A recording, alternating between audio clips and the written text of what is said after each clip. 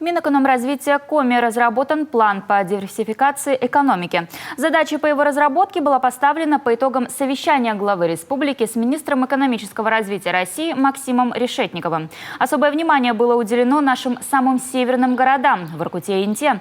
Так, реализация плана позволит повысить качество жизни населения, а также решить наиболее острые социально значимые проблемы в отраслях экономики, в том числе не связанные с добычей угля. В плане выделено несколько отдельных направлений. Одно из них – развитие региональной транспортной сети, в том числе строительство железной дороги Сосногорск-Индиго, мостового перехода через реку Печора у села Усть-Уса.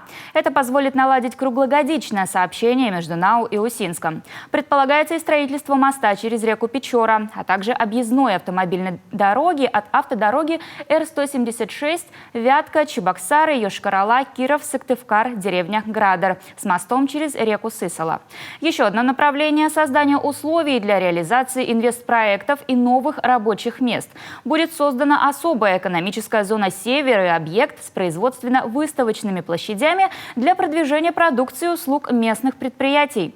Особое внимание в плане уделено двум моногородам – Воркуте и Инте, входящим в арктическую зону Российской Федерации, в связи с прекращением угледобычи профильного промышленного производства в Воркуте и ликвидацией градообразующего предприятия «Интауголь» в Инте.